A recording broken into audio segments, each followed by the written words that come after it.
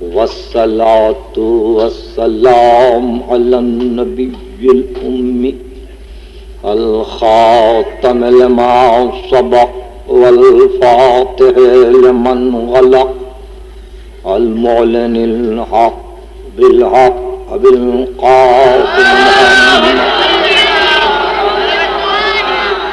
وأهل بيته الطيبين الطاهرين المعصومين المظلومين الذين أذهب الله عنهم الرجس وطهرهم تطهيرا.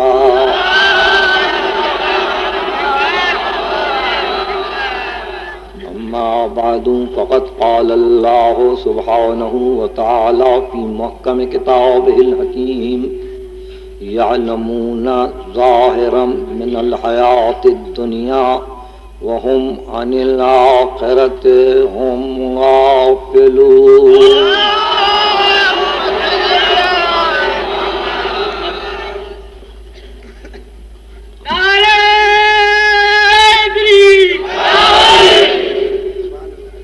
عزیزان گرامی،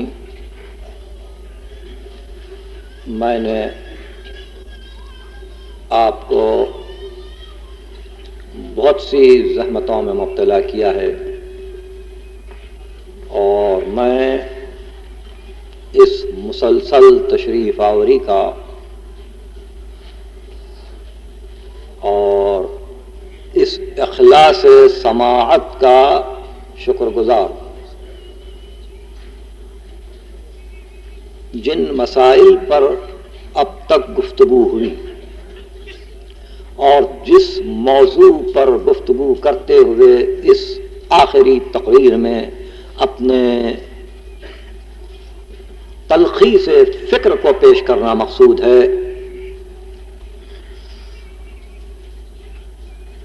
اس میں زیادہ تر اس بات کا لحاظ رکھا گیا کہ ہم نہ صرف اپنے موقف کی وضاحت کریں بلکہ یہ تمنا مضمر تھی کہ اسلام و اسلامیات و اسلامی نظریہ حیات پر لکھنے والے اگر کسی فکر صحیح سے متصل ہوتے اور اگر اپنے مختلف مضامین کو وہ مربوط کر سکتے اور کسی ایک فارمولا کے ساتھ اس فکر کا آغاز ہوتا جو انجام تک ان کا ہم آہنگ رہتا، تو یقیناً یہ موضوع اس دور میں نہایت دلچسپ ہو جاتا اور نوجوانوں کے لیے بڑی حد تک ممد و معاون حیات ہوتا. مگر جیسا کہ میں نے پہلی تقریر ہی سے واضح کرنا شروع کیا کہ اس فکر میں تسلسل نہیں ہے. اسلامی نظریہ حیات کا تقاضا یہ ہے کہ وہ تقویٰ سے شروع ہو کر تقویٰ پہ ختم ہو جائے، ہدی للمتقین سے شروع ہو اور پھر اس جنت پہ جا کے ختم ہو جس جنت کی تعریف یہ ہے اعدت للمتقین. تقویٰ یعنی اپنی آپ حفاظت، اپنی نگرانی. تقویٰ یعنی وہ کوشش جہاں انسان صیانت ذات سے کام لے، حفاظت ذات کا خیال رکھے. اسی حفاظت ذات میں اس کی دنیاوی اور دینی ترقیاں مضمر ہیں. اسی حفاظت ذات میں وہ چاہتا ہے کہ اس کی ظاہری زندگی اور باطنی زندگی ہم آہنگ ہو جائیں. یعلمون ظاہرا من الحیات الدنیا، ان کو فقط حیات دنیا کے ظاہر کا علم ہے، وبالآخرۃ ہم غافلون، یہ انجام سے، اس کے باطن سے، اس کے آخر سے، اس کی چھپی ہوئی چیزوں سے غافل ہیں، غفلت ہے۔ کوشش اس امر کی کرنی چاہیے کہ انسان ظاہر سے باطن حیات تک پہنچے۔ اگر صرف الفاظ ہیں تو پھر معانی کو ڈھونڈنے کی ضرورت کیا ہے؟ اگر صرف لفظیں ہی مقصود ہیں تو معانی کی کیا ضرورت ہے؟ اور اگر معانی مراد ہے تو لفظ کی بھی ضرورت ہے، معانی کی بھی ضرورت ہے، تاکہ انسان ہر شے کی حقیقت تک پہنچے، ہر شے کے انجام و آخر کار تک پہنچے، اور یہ طے کرے کہ ہماری زندگی فقط جسمی نہیں ہے، عقلی بھی ہے، ہماری زندگی فقط ظاہری نہیں ہے، باطنی بھی ہے، حقیقی بھی ہے۔ اور اس اعتبار سے زندگی کے اس رخ کو کہ جس کو حیات عقلی، حیات روحی، حیات فکری، حیات شعوری، حیات باطنی کہتے ہیں، اگر کسی نے نہیں پہچانا تو یقیناً وہ بڑی غفلت ہے۔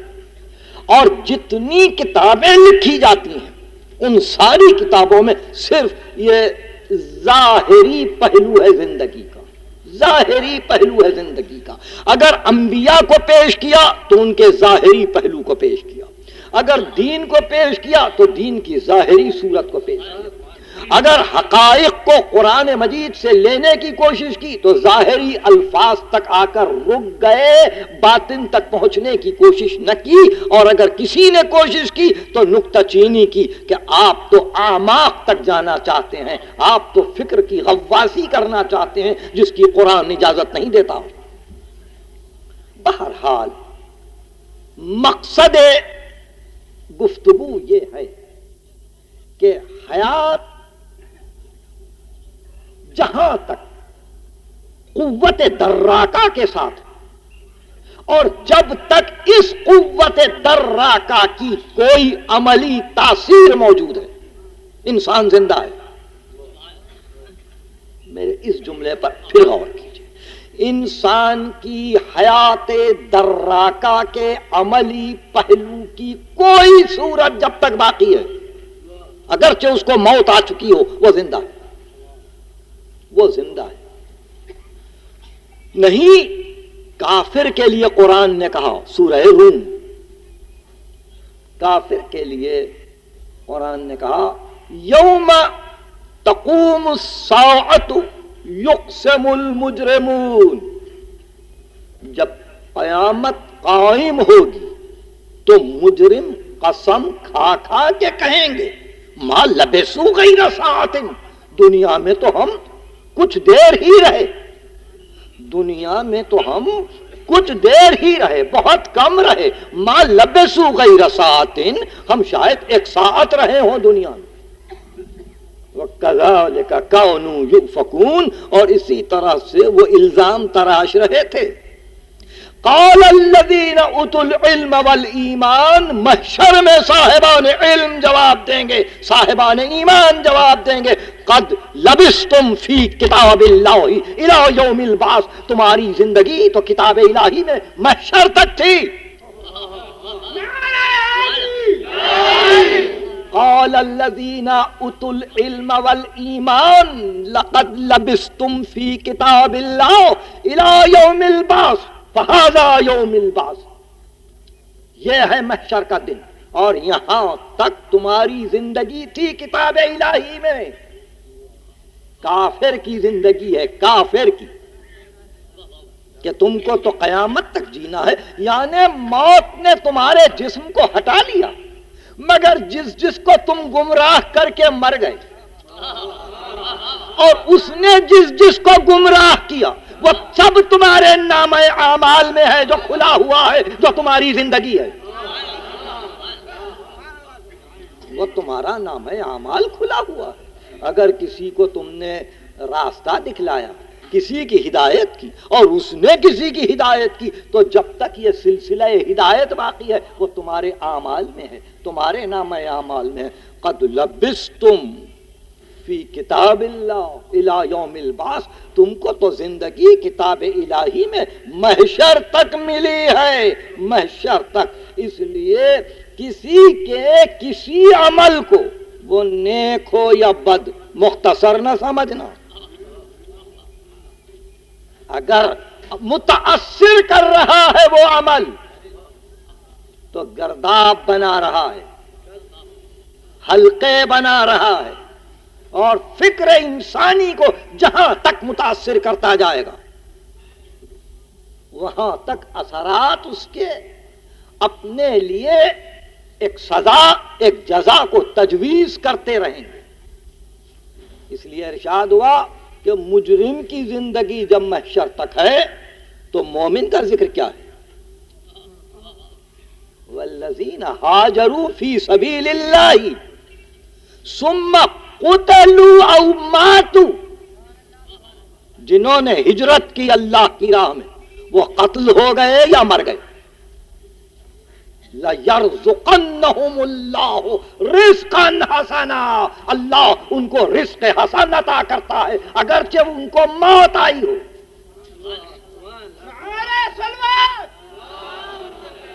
یہ بحث پہ غور کیجئے۔ والذین ہاجروا فی سبیل اللہ ثم قتلوا او ماتوا، وہ قتل ہو جائیں یا مر جائیں، اگر ہجرت ہے راہ حق میں تو رزق حسن ہے، اور رزق حسن سوا شہید کے کسی کو نہیں ملتا۔ لا تحسبن الذین قتلوا فی سبیل اللہ امواتا بل احیاء عند ربہم یرزقون، کشتگان راہ خدا کو مردہ نہ سمجھنا، زندہ ہے اس لیے کہ اپنے رب کی اندیت میں رزق پا رہے ہیں۔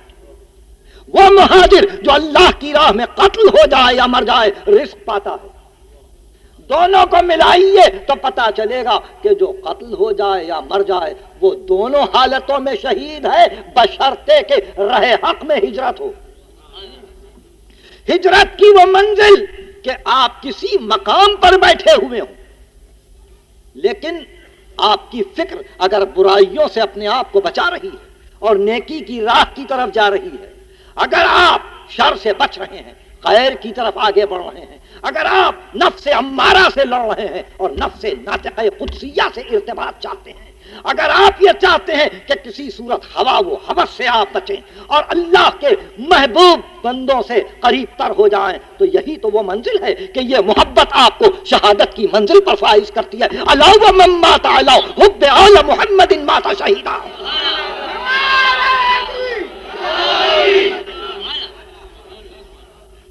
تو یہ زندگی ہے، یہ رزق حسن ملتا ہے جو ہجرت کرتا ہے اللہ کی راہ میں، پھر قتل ہو جائے یا مر جائے۔ تو اگر کافر کی زندگی ثابت ہے، مومن کی زندگی بدرجہ اولا ثابت ہے، بدرجہ اولا ثابت ہے۔ اور مومن کی حیات اگر ثابت ہے تو اب تو للہ اپنے دین پر، اپنے مذہب پر، اپنے ایمان پر ذرا سا ایک نظر ثانی کی کوشش کیجیے کہ کیا عقیدہ ہے ملت مرحومہ کا ختم المرسلین کے متعلق، ان کی حیات کے متعلق کیا خیال ہے، ان کی ابدیت کے متعلق کیا خیال ہے۔ بات یہ ہے کہ میں کس سے پوچھوں کہ ابدیت کے متعلق کیا خیال ہے جو ازلیت کو نہ جانے۔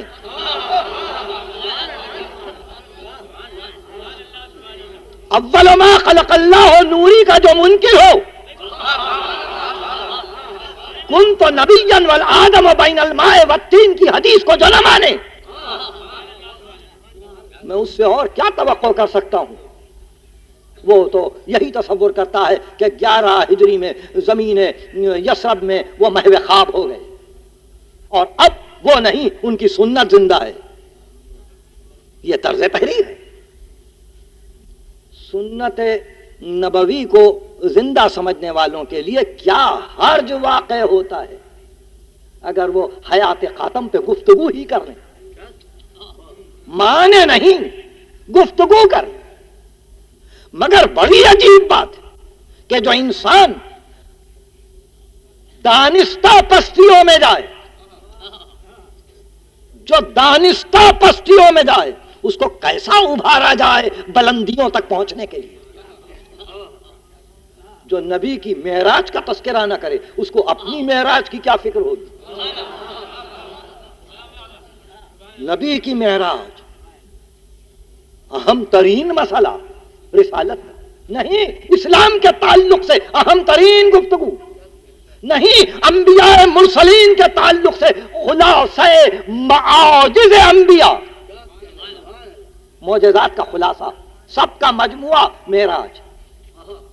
معراج فقط یہی نہیں کہ آسمانوں میں خرق و التیام ہوا، چاند اپنی جگہ سے ہٹ گیا، سورج نے اپنی جگہ چھوڑ دی، یہ نہیں، نہیں معلوم نہیں کیا دنیا سمجھتی ہے۔ بہرحال اقبال تو یہ کہتے ہیں، ناوک ہے مسلمان ہدف اس کا سریا، ناوک ہے مسلمان ہدف اس کا سریا، ہے سر سرا پردہ جاں نقطہ معراج۔ تو معنی والنجم نہ سمجھا تو عجب کیا۔ بسم اللہ الرحمن الرحیم، والنجم اذا هوى ما ضل صاحبكم وما غوى وما ينطق عن الهوى ان هو الا وحي يوحى وهو بالافق الاعلى ثم دنا فتدلى فكان قاب قوسين او ادنى۔ تو مانی والنجم نہ سمجھا تو عجب کیا، ہے تیرا مد و جزر ابھی چاند کا محتاج۔ تو اپنے مد و جزر کی بھیک تو چاند سے مانگ رہا ہے۔ قوموں کے افکار میں مد و جزر ان کے روحانی پیشوا کی زندگی سے آتے ہیں۔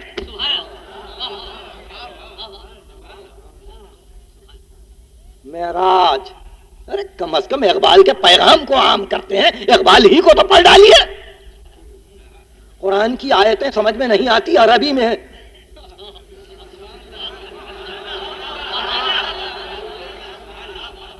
اقبال تو عربی میں نہیں کہتا ہے نا۔ کس شان سے اقبال نے معراج کو حل کیا۔ یہ مسئلہ واقعی قابل فکر ہے۔ اقبال نے کہا سبق ملا ہے یہ معراج مصطفیٰ سے مجھے، سبق ملا ہے یہ معراج مصطفیٰ سے مجھے، ہے عالم بشریت کی زد میں ہے گردوں، کہ عالم بشریت کی زد میں ہے گردوں، یہ کائنات تبھی ناتمام ہے شاید کہ آ رہی ہے دماؤ دم صداؤ کن فیکون۔ یہ فکر ہے، اس شاعر کی فکر ہے جس کو آپ اپنا حکیم امت سمجھتے ہیں۔ سبق ملا ہے یہ معراج مصطفیٰ سے مجھے کہ عالم بشریت کی زد میں ہے گردوں، یعنی معراج ختمی مرتبت نے مقام بشر کو بلندی عطا کی، چجائے کہ مسلم، چجائے کہ مومن، چجائے کہ متقی، جتنی بلندیاں ہیں وہ اسی معراج سے وابستہ ہیں، اسی معراج سے وابستہ ہیں۔ اور یہی وہ منزل ہے کہ معراج وہاں ہوں کہ جہاں ملک نہ تھا، ملک نہ تھا۔ یہی تو منزل ہے کہ جہاں افہام و تفہیم کے موقع پر دل دھڑکتا ہے۔ عادت ہے اس بات کی کہ جبرائیل آئے تو رسول کے چہرے کا رنگ بدل جائے، آنکھیں سرخ ہو جائیں، تپو لرزہ معلوم ہو، زملونی کی آواز بلند ہو، خوفناک صورت رسول کی نظر آئے، اگر ناقے پر تشریف فرما ہو تو ناقے کے پاؤں ریتی میں دھس جائیں، ایسا معلوم ہو کہ کوئی بوجھ۔ اب ان مادی چیزوں پر نظر ڈالنے والے،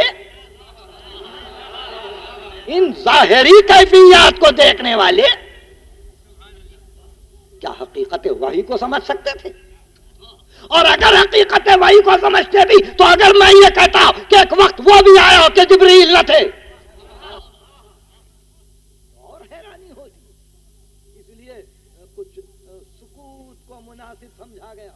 کیا ایسا بھی موقع آ سکتا ہے کہ جبریل نہ ہو اور وحی ہو؟ مگر قرآن सिदरतुल मुंतहा के पास छोड़ा, इंदा सिदरतिल मुंतहा, और जब ऊपर गए फऔहा इला अब्दिही मा औहा, जो हम वही करना चाहते थे हमने वही की। न मलक था, न नामवर था, न कोई पैगाम का पहुंचाने वाला था, एक अब्द था, एक महबूब था। ये कमाल है मेरा।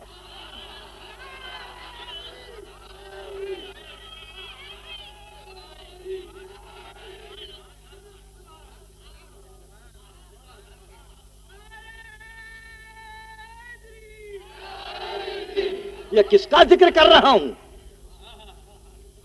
ये किसका जिक्र कर रहा हूं? किसी गैर का नहीं, उसी का जिक्र है। उसी का जिक्र है जिसका नाम कलेमा है, जिसके नाम की गवाही कलेमा है, और जिस गवाही के लिए हर मुसलमान अपने आप को 5 वक्त तैयार पाता है। कलेमा है। मगर कभी कलेमे की भी तारीफ मालूम है? कौन सा कलेमा है? कलेमा तैयबा है। कलेमा तैयबा की तारीफ क्या है? अलम तरा कैफा ज़रबल्लाहु मसलन कलिमतन तैयबतन कशजरतिन तैयबतिन। कलेमा तैयबा शजर तैयबा है। अस्लुहा साबितुन व फरुहा फिस समा। जड़ें उसकी मुहकम है, डालियां आसमान में है। ये मेराज।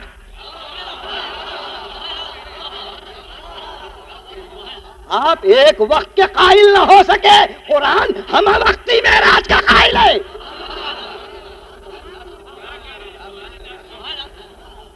कुरान हम वक्ती मेराज का कायल है। अस्लुहा साबितुन व फरुहा फिस समा। उसकी जड़ें मजबूत हैं, मुहकम हैं, उसकी डालियां आसमान में हैं। किसकी मिसाल है? कलिमा तैयबा की मिसाल है। क्या मिसाल है? शजर तैयबा की। कौन है शजर तैयबा? यहां से आदम चले, जहां से नूह चले, जहां से इब्राहिम चले, जहां से मूसा चले। शजरतिल्लती सदा मिनहा अंबियाहु वंतखब मिनहा उमनाहु। ये वही शजर है जिससे अंबिया को चुना गया, जिससे उमना मुंतखब किए गए। उसी शजर से वो आए कि शजरतहु खैरुल शजर, उसरतहु खैरुल उसर, इतरतहु खैरुल इतर, नबतत फी हरमिन व बसकत फी करम। ये शजर शजर मोहम्मदी है।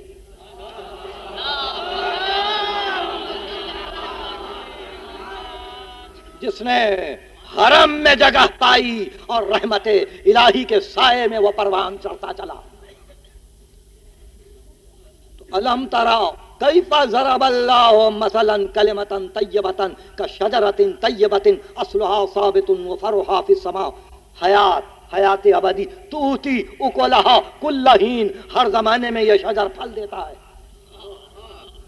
तूती उकलहा कुल्लहीन। हर जमाने में यह शजर फल देता है। यहां खिजा नहीं है, यहां समर देने के लिए फसल नहीं है, यहां उसके लिए मुरझाना नहीं है, पशमुर्दगी नहीं है।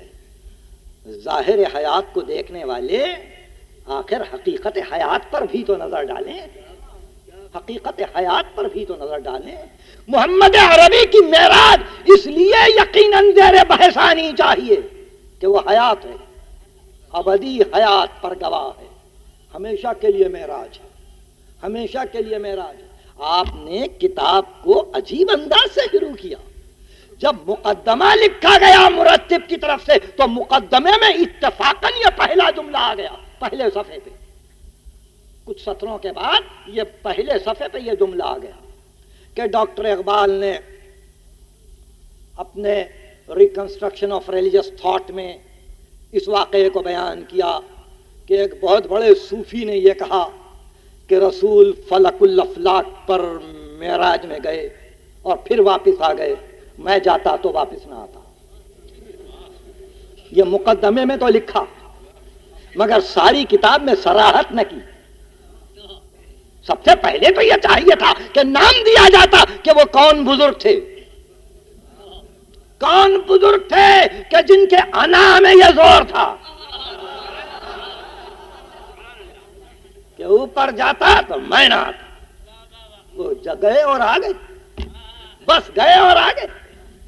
यानी उनके पास वो जाना और आना चूंकि वक्ती था, عصری تھا، زمانی تھا، کچھ دیر کے لیے تھا، اس لیے ان کے جذب کی کیفیت کو ٹھیس لگی۔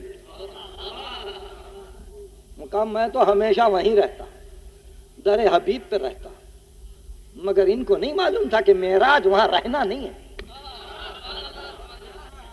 معراج اس منزل پر بلانا ہے کہ جس منزل سے پھر سیر کروانا ہے۔ سبحان الذی اسری بعبدہ من الحق الی الحق۔ چلے چلو، چلے چلو، پھر مال حق چلو، حق کے ساتھ چلو، خالق میں چلو، ایک ایک منزل سے گزرتے چلو اور اللہ کے بندوں کو اسی معراج کی طرف ہدایت کرتے چلو۔ یہ کام صوفی کا نہیں ہے۔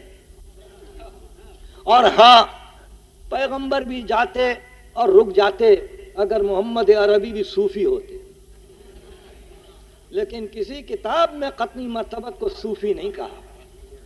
ہوگا بہت بڑا عہدہ، بہت بڑی بات ہوگی، مگر ایک عجیب بات یہ ہے کہ ختمی مرتبت صوفی نہیں ہے، اور قرآن مجید کی مسلسل آیتوں کی تلاوت کرنے کے باوجود مجذوب نہ تھے۔ یہ سب ہماری حالتیں ہیں، ہماری حالتیں ہیں، اور اس کے مختلف خواص ہیں، اس کے مختلف خواص ہیں کہ جس پر گفتگو کی فی الحال ضرورت نہیں ہے۔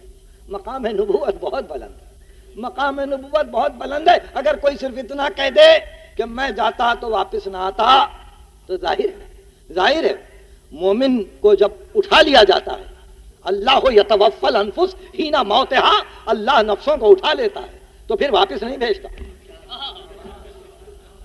واپس نہیں بھیجتا، پھر وہیں رہتی ہیں۔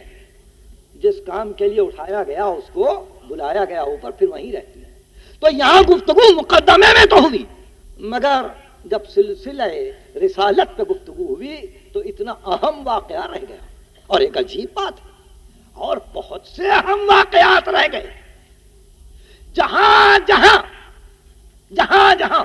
ایک باطن جھلک رہا تھا، جہاں جہاں نور نظر آ رہا تھا، جہاں جہاں تجلیاں مل رہی تھیں، جہاں جہاں حق کے فلیشز نظر آ رہے تھے، اس کو نظر انداز کرنے کی کوشش کی۔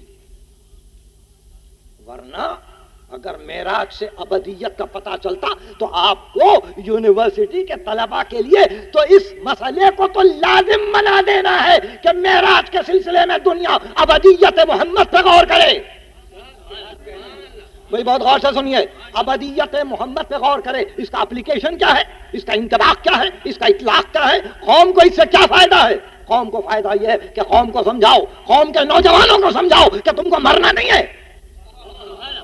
اگر واقعی قوم کو زندہ رکھنے کی کوشش کرنا ہے تو اس قوم کے ایک ایک بچے کو بتلاؤ کہ موت تم کو نہیں مارتی، موت فقط نقل مکان کا نام ہے، یعنی آگے چلیں گے دم لے کر۔ ان بچوں کو سمجھاؤ کہ تم کو جینا ہے، اور وہی قوم ترقی بھی کر سکتی ہے جس قوم کو اس کا یقین ہو کہ اس کے لیے ابدی زندگی ہے، ابدی زندگی۔ جب عصمت کی گفتگو آتی ہے تو پوری قوم معصوم بننے کو تیار ہے۔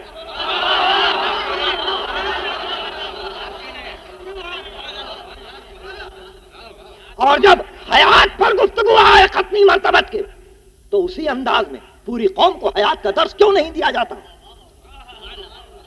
کتنا بڑا مسئلہ ہے کہ ایک ایک بچے کو، ایک ایک جوان کو، ایک ایک طالب علم کو یہ کہا جائے کہ تم اپنی قوت دراکہ سے کام لو، قوت عاقلہ سے کام لو۔ اگر اس کا ایک عملی پہلو بھی رہ گیا تو جی جاؤ گے، جی جاؤ گے، قیامت تک جیو گے۔ اگر افلاطون جی سکتا ہے، اگر سقراط جی سکتا ہے، اگر ارسطو جی سکتا ہے، اور اگر اس طرح سے کانٹ، ہیگل، نیٹشے جی سکتے ہیں، اور اگر اس طرح سے ایک مصنف یہ لکھتا ہے کہ جب میں اپنے کتاب خانے میں بیٹھتا ہوں تو تمام مصنفین کی روحیں میرے ارد گرد جمع ہو جاتی ہیں، کہیں سے میکالے بات کرتا ہے، کہیں سے جانسن بات کرتا ہے، کہیں سے ٹینیسن بات کرتا ہے، کہیں سے ورڈسورتھ بات کرتا ہے۔ یہ نصرانی تو یہ سوچے، مگر انبیاء کے ماننے والے ہر نبی کو مردہ جانے۔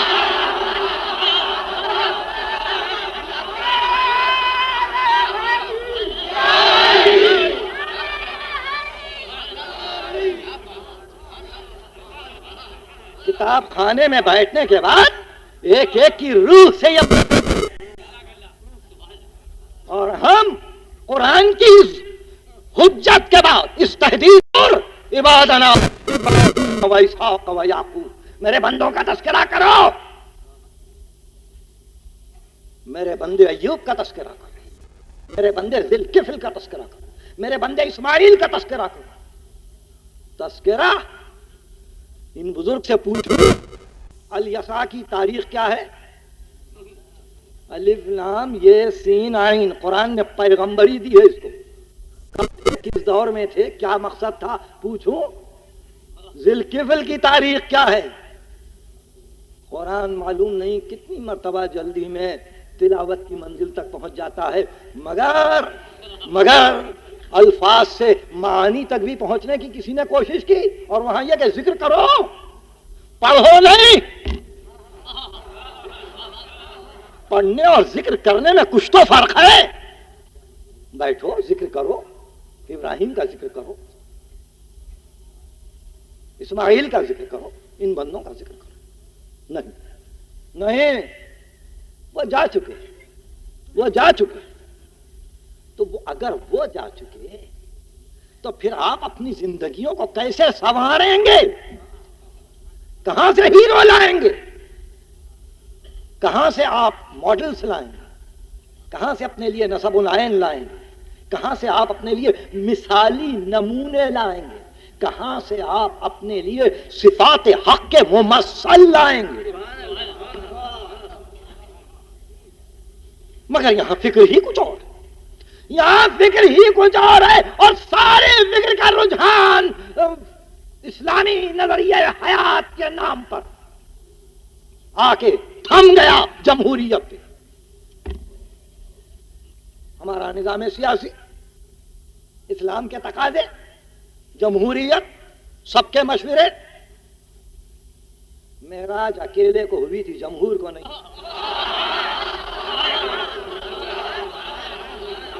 اسی لیے گھبرا گئے معراج سے۔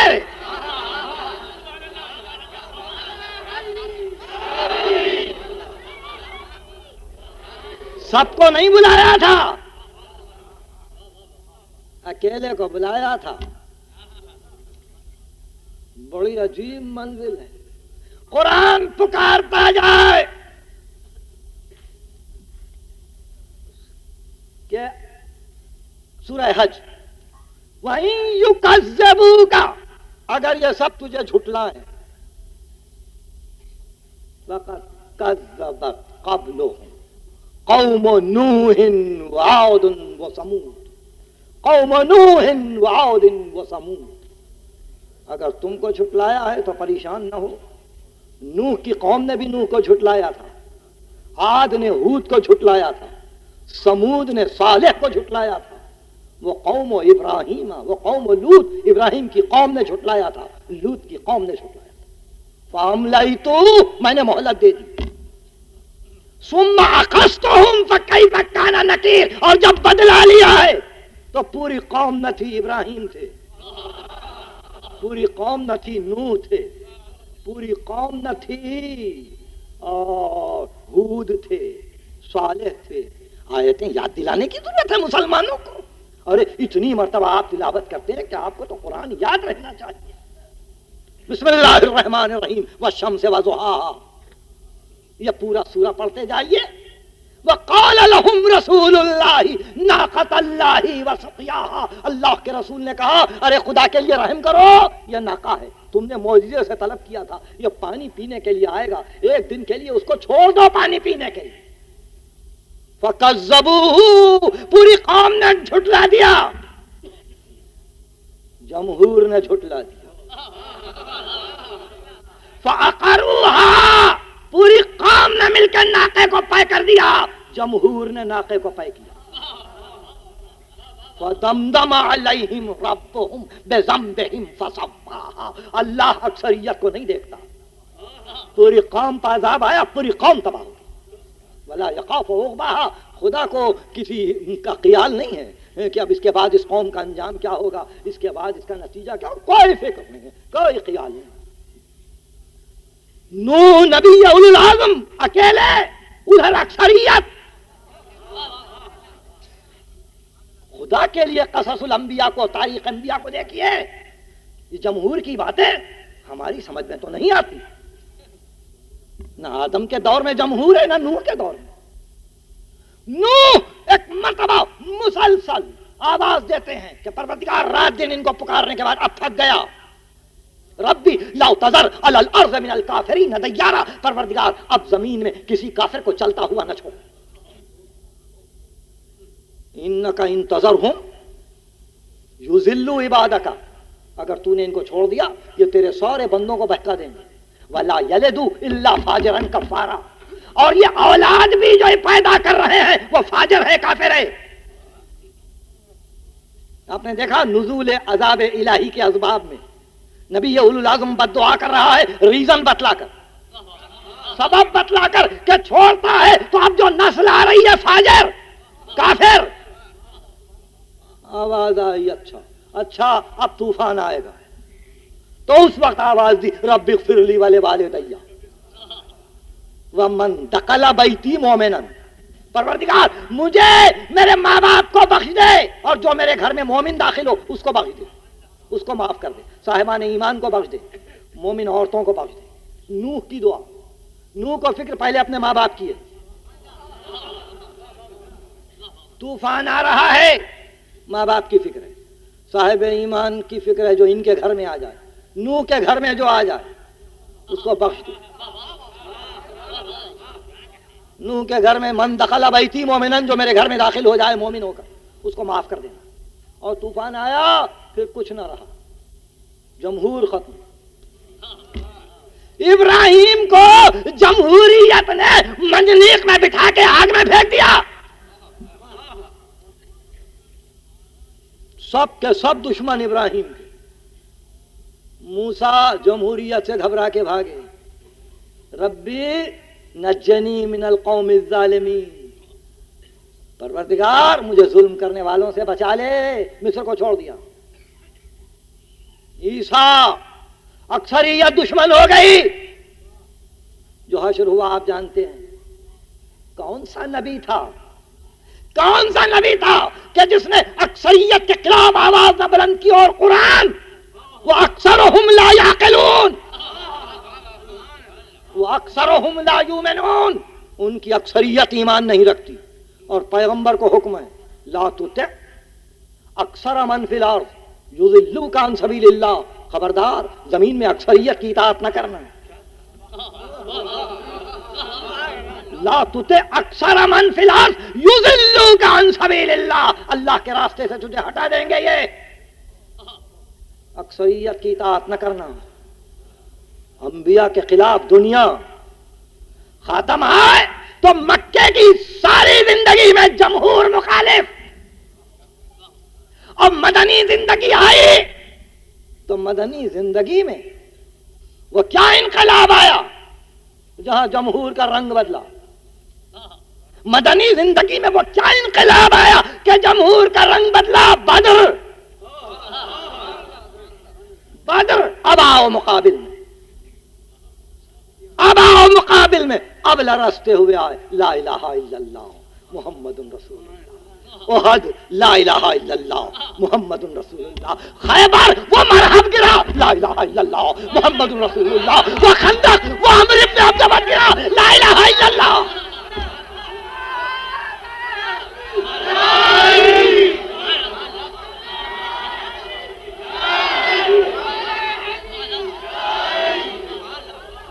आपने देखा रंग बदल गया, रंग बदल गया। और फिर इन सब के बाद फिर आवाज आई, वमा मुहम्मदुन इल्ला रसूल, मोहम्मद नहीं है मगर रसूल, कद खलत मिन क़ब्लिहि रसूल, इसके पहले भी और रसूल आ चुके। अफ़हिम माताउ कुतिल, अब ये मोहम्मद मर जाए या कत्ल हो जाए, इनक़लबतुम अला आक़ाबिकुम, तुम जिस रास्ते से आए थे उसी तरफ वापस जाओगे। وَمَن يَنْقَلِبُ عَلَىٰ عَقِبَيْهِ فَلَن يَضُرَّ اللَّهَ شَيْئًا، جو واپس چلے جائے اسلام سے وہ اللہ کو نقصان نہیں پہنچا سکتا. وَسَيَجْزِي اللَّهُ الشَّاكِرِينَ، اللہ شکر گزار بندوں کو بدلہ دے گا. کتنے تھے شکر گزار بندے؟ قَلِيلٌ مِّنْ عِبَادِيَ الشَّكُورُ، میرے بہت کم بندے شکر گزار. اکثریت شکر گزار بھی نہیں ہے. یہ قرآن پڑھتے جا رہا ہوں. قلیل من عبادی الشکور، میرے بہت کم بندے شکر گزار ہیں. جمہوریت قرآن کہتا ہے، کسی مقام پہ ہے قرآن میں. فقط ایک آیت نکالی، وشاورہم فی الامر، ان سے مشاورت کر، مشورہ کر. آیت پوری یاد ہے؟ فَبِمَا رَحْمَةٍ مِّنَ اللَّهِ لِنْتَ لَهُمْ، کیا رحمت تھی اللہ کی کہ آپ کے دل کو اس نے مائل کر دیا ان کی طرف، ورنہ سنقیت الگ تھی.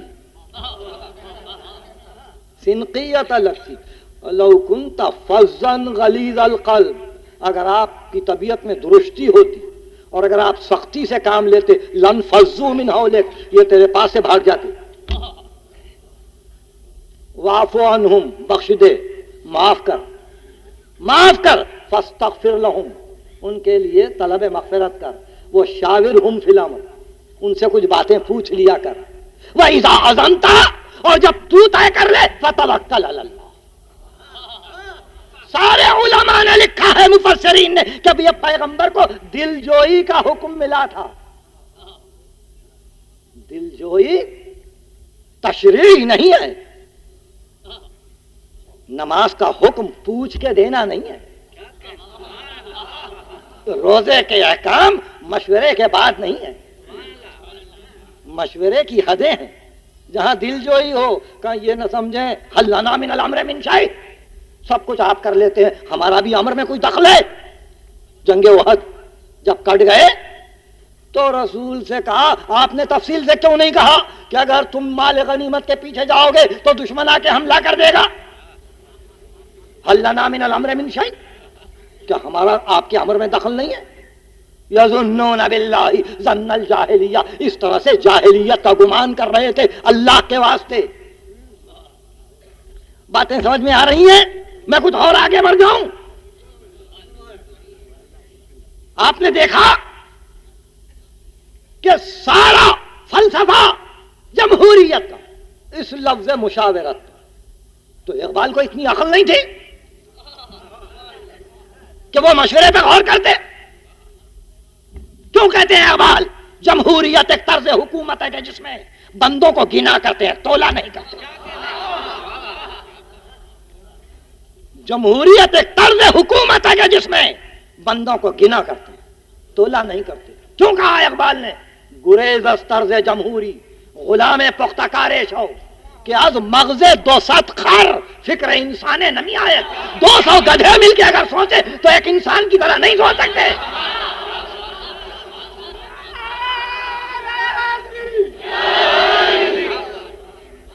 گریز از فکر جمہوری غلام پختہ کارے شو، کہ از مغز 200 خر فکر انسان نمی آئے. کیا بات ہے؟ انہوں نے نہیں دیکھا اس نہیں. میں ایک اور بات پوچھ رہا ہوں. یہ آخری تاجدار تک، سلطان عبدالحمید کا تک کیا تصور تھا اسلام میں جمہوریت کا؟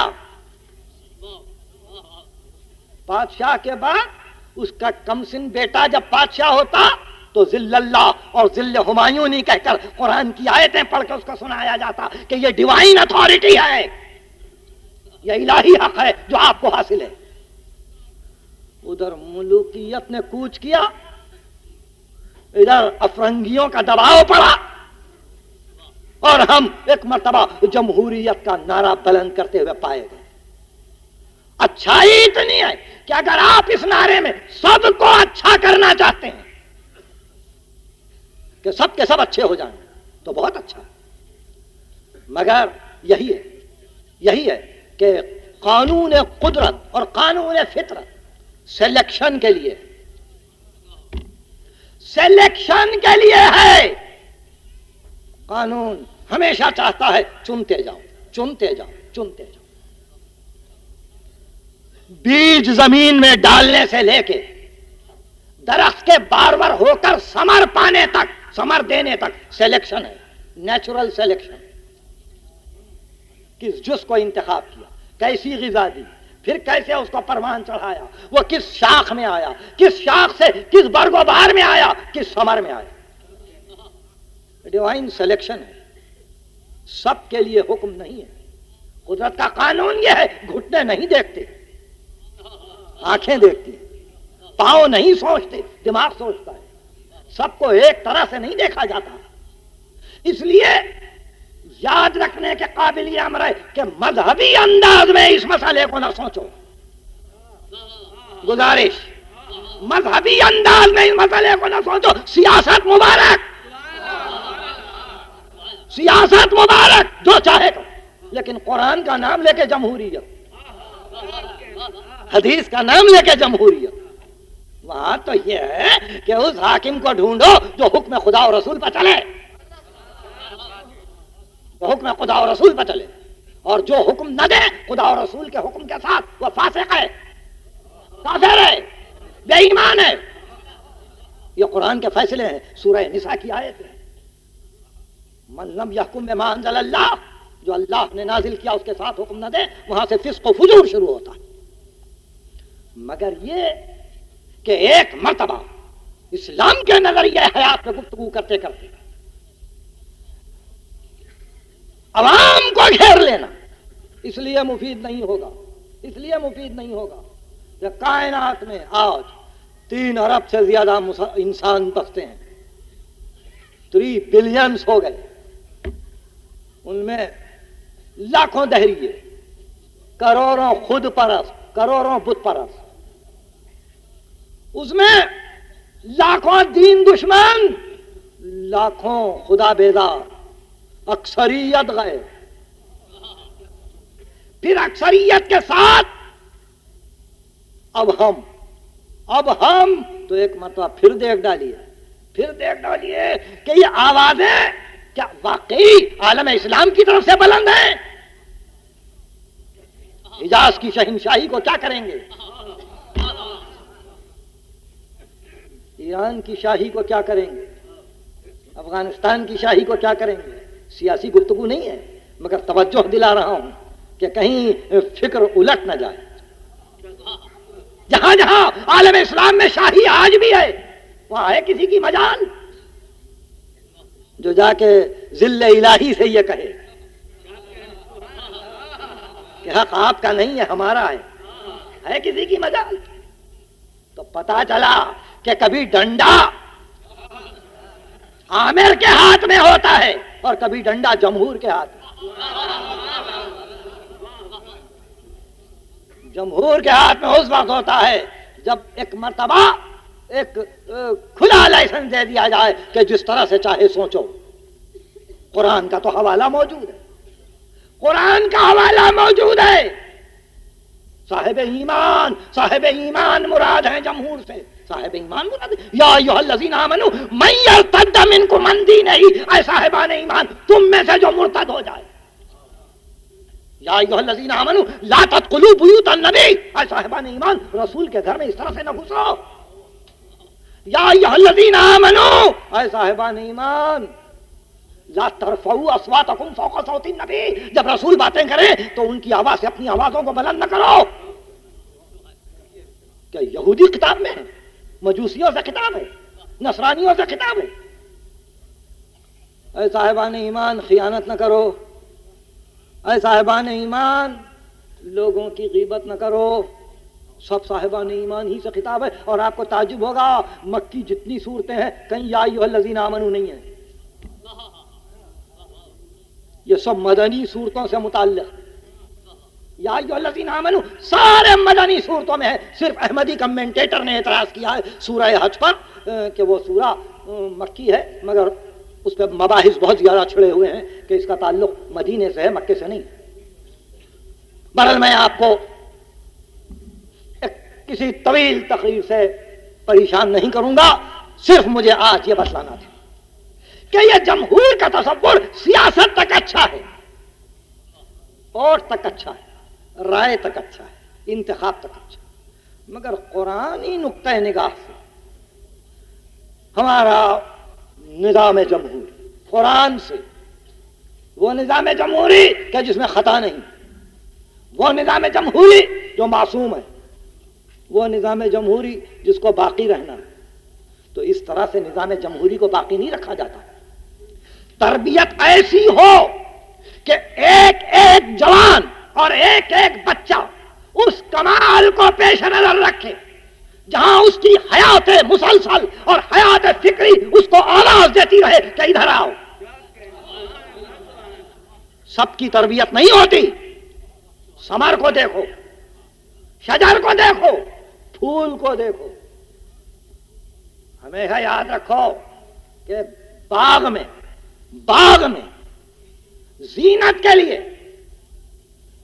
بیلیں بھی ہیں، بڑے بڑے درخت بھی ہیں، چھوٹے چھوٹے پودے بھی ہیں، کانٹوں کے درخت بھی ہیں، سبزہ بھی ہے، سب کے ساتھ ایک سا سلوک نہیں ہوتا۔ زینت ہے باغ کی یہ سارے مناظر،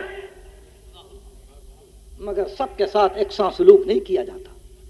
بالکل اسی طرح عزیزان محترم، ایک مرتبہ قرآنی نقطہ نگاہ سے، پھر اسلامی نقطہ نگاہ سے پھر غور کیجیے۔ اس کے معنی یہ نہیں ہے کہ ہم کسی آمریت کو دعوت دے رہے ہیں۔ قرآن اور آمریت لا حول ولا قوت الا باللہ۔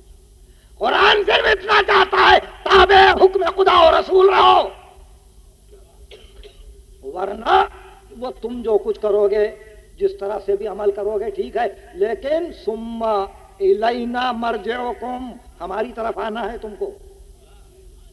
فننبئکم بما کنتم تعملون، ہم بتلائیں گے تمہارا عمل کیا تھا، ہم بتلائیں گے تمہارا عمل کیا تھا۔ میں نے گفتگو ذرا سی اپنی نگاہ میں اس منزل تک پہنچا دی ہے کہ جہاں ظاہر ہے کہ میں زیادہ وقت نہ لوں تو مناسب ہے۔ کربلا، تنہا حسین اور جمہور، اکثریت ادھر ہے، فیصلہ اکثریت کا یہ ہے، بیعت کر لو۔ میں اسلامی نقطہ نگاہ سے گفتگو کر رہا ہوں، سیاست نہیں، بیعت کر لو۔ ارشاد فرمایا انی لا اری الموت الا السعادہ والحیات مع الظالمین الا ذلا وندما، میرے لیے آج مر جانا سعادت ہے اور ظلم کرنے والوں کے ساتھ زندہ رہنا ذلت بھی ہے اور ندامت بھی۔ جمہور مخالف، وہاں قرآن نے کہا تھا کہ قوم صالح نے ایک شقی کو چن لیا، اذن باس اشقاہا، ایک شقی کو بھیجا جا کے ناقہ صالح کو قتل کر دو۔ قرآن نے کہا فکذبوہ فعقروہا، جمع کا صیغہ، پوری قوم نے مل کے تکذیب کی، پوری قوم نے مل کے ذبح کیا۔ یہاں تو پوری قوم آ گئی تھی، پوری قوم آ گئی تھی، اور حسین یہی کہتے تھے علی اصغر کی لاش کو اٹھا کر، پروردگار میرا بچہ ناقہ صالح سے کم نہیں ہے۔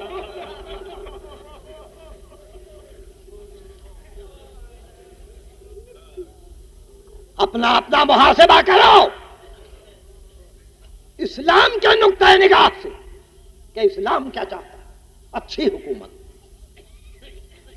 نظام قرآن کی اطاعت، سنت قطنی مرتبت کی اطاعت، ان کی پیروی۔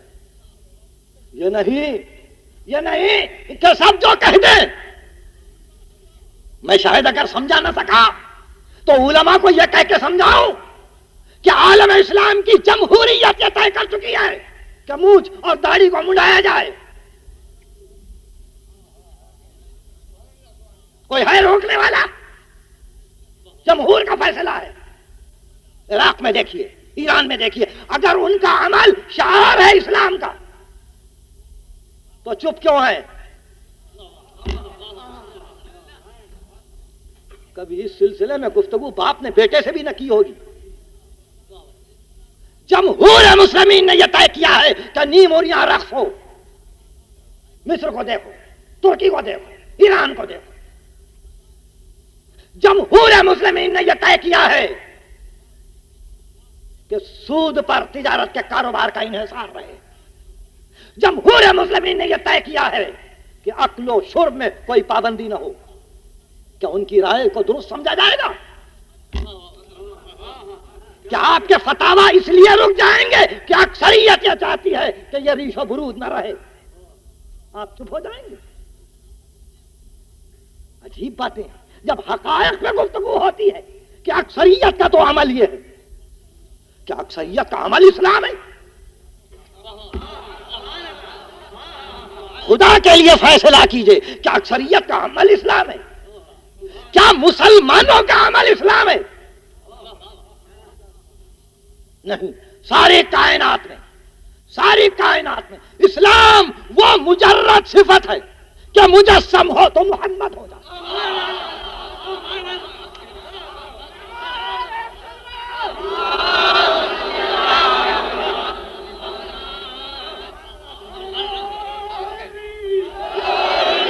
میری باتیں سمجھ رہے ہیں؟ اسلام مجرد ہے، مجسم ہو تو محمد ہو. فقط ایک شخص کا عمل اسلام. جمہور کا عمل اسلام نہیں ہے. جمہور راستے سے ہٹ چکا. اب یہ اور بات ہے کہ آپ بڑی نفسیاتی تربیت دے رہے ہو. نہیں، تم اچھے ہو، تم کامیاب و کامران ہو، تمہاری زندگی مبارک ہے، اسی طرح سے چلو. مگر علماء ہنسیں گے یہ سن کر کہ ان سے اب فتوے کا حق بھی چھین لیا جائے گا کہ جمہور نے تو یہ فیصلہ کر دیا. جمہور نے یہ تو فیصلہ کر دیا. اسی قرآن سے جمہور نے یہ ثابت کیا، پالوی نے حلال و حرام کی بحث میں، کہ قرآن مجید نے نہ کسی چیز کو حلال کیا ہے نہ کسی چیز کو حرام کیا. یہ سب انسان کی کیفیت سے چھوڑ دیا گیا ہے. قرآن کے اعتبار سے سب جائز ہے. یہ ان کا عملیہ ہے جو ہر بک اسٹال پر ریلوے اسٹیشن کے ملے گا، حلال و حرام. تو آپ مان لیں گے؟ کیا رہے حق سے دنیا یوں ہٹ جائے گی؟ جمہور مقابل پر ہے حسین. تو حسین طے کر لیں گے کہ اکثریت میرے خلاف ہے، اس لیے بیعت کر لیں. حسین رخ حیات محمد، حسین ایک تجلی آئینہ محمد، حسین ایک جلوہ ابدیت محمد.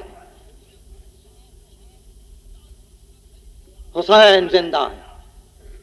دنیا کسی کو زندہ سمجھے یا نہ سمجھے، حسین جی رہے ہیں. دنیا کسی کو جیتا ہوا پائے کہ نہ پائے، حسین جیئیں گے قیامت تک جی. اور یہ ان کے زندگی کی علامت ہے. یہ کیوں؟ جہاں زندگی ہے ذکر ہے. قرآن چیختا رہا ذکر کرو، یہ ہے استدلال. قرآن چیختا رہا ذکر کرو اس لیے کہ وہ زندہ ہیں. مگر ہم نے ذکر کر کے بتلا دیا زندگی کس کو حاصل ہے. دل سے ذکر کرتے ہیں، دماغ ذکر میں مصروف ہے. کوئی طاقت ذکر سے نہیں ہٹا سکتی، کوئی طاقت ذکر سے نہیں ہٹا سکتی. یہ میری گفتگو نہیں، ابھی عرض کرتا ہوں. شام دارالسلطنت ہے، مسلمان حکومت کا دارالسلطنت ہے، اور مسلمان حکومت ادھر قسطنطنیہ تک جا چکی ہے. ادھر وسط یورپ میں قدم گاڑ چکے ہیں، ادھر سواحل افریقہ تک آ چکی ہے. ادھر سندھ اور کشمیر کے علاقے زیر نگی ہیں. اور ایسے جبکہ تمام ممالک کے سفراء دربار میں ہیں. روم کا سفیر ہے، یہودیوں کی حکومتوں کے سفراء ہیں، نصرانی حکومتوں کے سفراء ہیں. راس الجالوت یہودیوں کا عالم ہے، نصارا کا عالم ہے. اور ایسے موقع پر محمد کی نواسیاں دربار میں ہیں.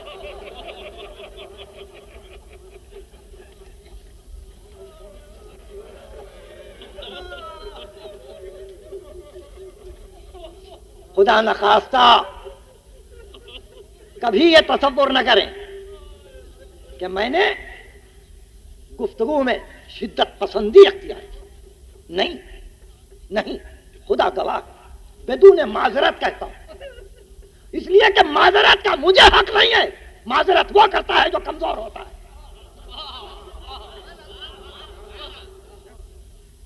میں یہ کہہ رہا ہوں اعتذار صرف اسی حد تک کہ جو کچھ کہا گیا وہ صرف اس لیے کہ اب بھی فکر کا موقع ہے، اب بھی فکر کا موقع ہے، کسی کی آمریت کی داد دینی نہیں ہے، کسی سے رشتہ ناتا نہیں ہے، جو برا کرتا ہے برے انجام تک جاتا ہے، مگر قرآنی نقطۂ نگاہ میں گفتگو ہے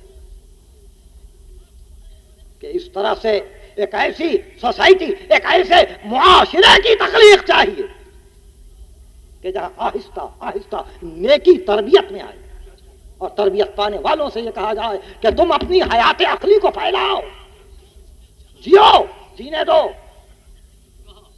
فرشتہ موت کا چھوتا ہے گو بدن تیرا، اقبال، فرشتہ موت کا چھوتا ہے گو بدن تیرا، تیرے حیات کے مرکز سے دور رکھتا ہے۔ اپنے بچوں کو یہ سمجھاؤ، جینے کے طریقے بتلاؤ، یہ کن مسائل میں آ کے الجھ گئے ہو۔ فرشتہ موت کا چھوتا ہے گو بدن تیرا، تیرے حیات کے مرکز سے دور رکھتا ہے۔ زندگی چاہیے، ہم کو زندگی چاہیے، ہم جینا چاہتے ہیں، ہم جینا چاہتے ہیں تو جیئیں گے ان کی محبت میں جو جی رہے ہیں۔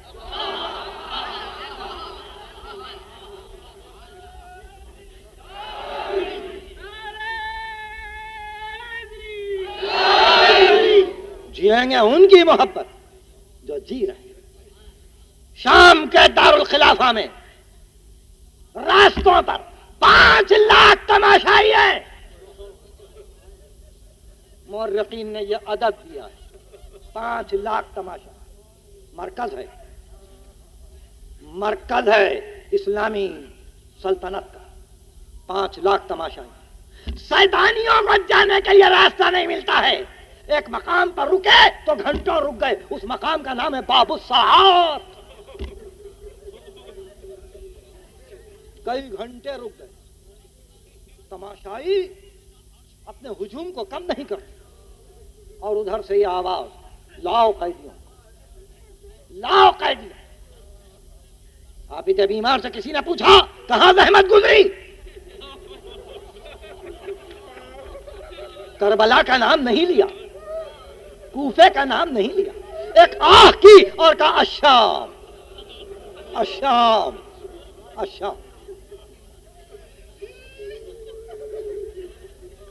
اس شام میں آئے جہاں سب کلمہ گو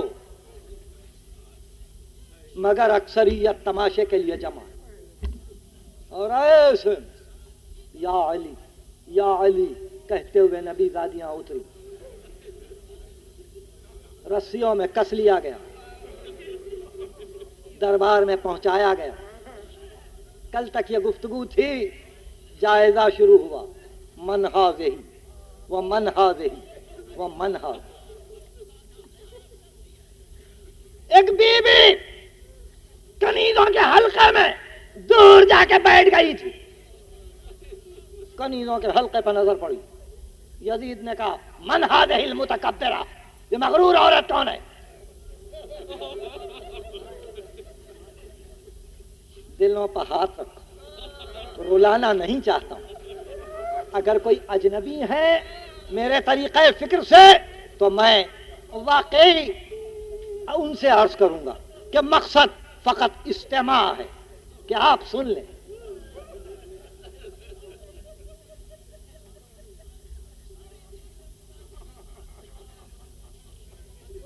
من ہاذہ المتکبرہ، یہ مغرور عورت کون ہے؟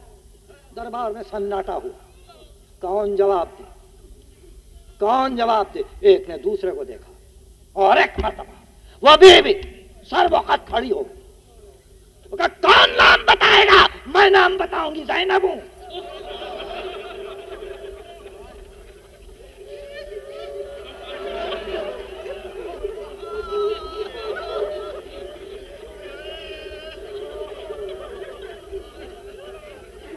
کوفے کے دربار میں جو وہ شہزادی چپ تھی، راستے میں چپ تھی، مقتل میں چپ تھی،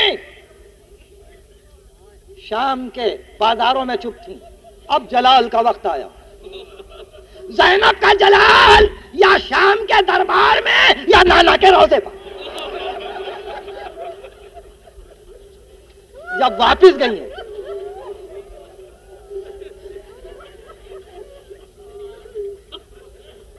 کہا مجھ سے نام پوچھ، میں زینب ہوں. جیسے ہی شہزادی نے کہا میں زینب ہوں، اس نے